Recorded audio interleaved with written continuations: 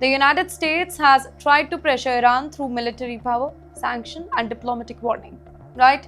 But despite America's overwhelming military strength, Tehran still holds one major advantage here. And you know what is that?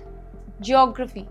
Specifically, the Strait of Hormuz, one of the world's most critical oil choke point. Nearly one-fifth of global oil shipments pass through this narrow passage every single day. So any disruption over there, it instantly sends shockwaves across global energy market, and Iran definitely knows that. That is why many analysts, they say the current conflict is no longer just about missiles or any military strike.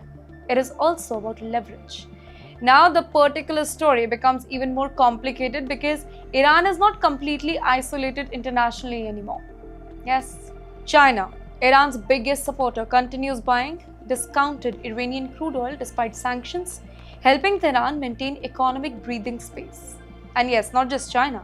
Russia, in the meanwhile, is accused of providing military assistance, including satellite images, satellite intelligence, and strategic coordinates. But strangely, neither Beijing or Moscow wants direct war with Washington over Iran because they cannot afford that. But both the countries do understand that prolonged American involvement in West Asia, it benefits them strategically. Why? Because it stretches the United States' attention and resources across multiple global fronts. America is already deeply involved in Ukraine tension with Russia, right? It is simultaneously trying to counter China in the Indo-Pacific. And now, the West Asia instability is pulling Washington back into another long-term geopolitical crisis. And this is exactly why Mr. Putin's latest China visit, it is being watched so carefully.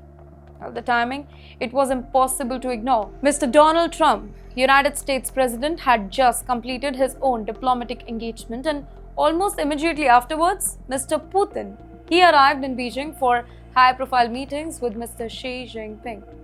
Now, can you see the symbolism? The symbolism was powerful here. Both Russia and China are increasingly presenting themselves as alternative centers of global power. And in the meantime, for Washington, that creates a very difficult reality to accept. If America truly wants an off-ramp from escalating tensions with Iran, it may eventually require cooperation, or at least non-interference from neither Beijing or Moscow. And that is the paradox of geopolitics. Sometimes the countries challenging your influence are also the countries you need to stabilize the crisis. And tonight, global capitals are watching closely to see what price China and Russia may demand in return for that particular cooperation. Because in international politics, nothing comes for free, right? Moving on to Iran's biggest news. Now to a story that has triggered serious concern internationally.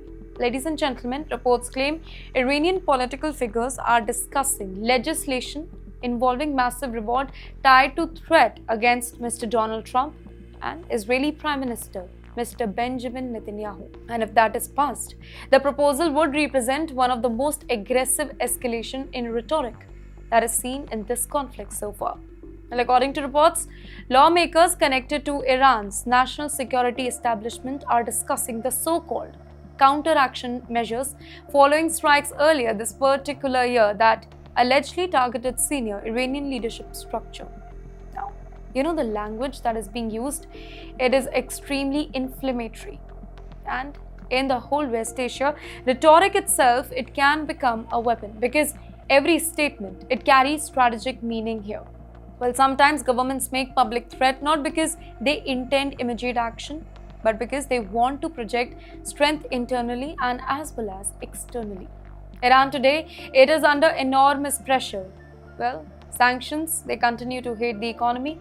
In fact, the regional tension remains sky high, and internally, if we talk about, hardline factions want to show resistance against both the United States and Israel. And that is why analysts are saying the message that is coming out of Tehran, it matters as much as military development themselves.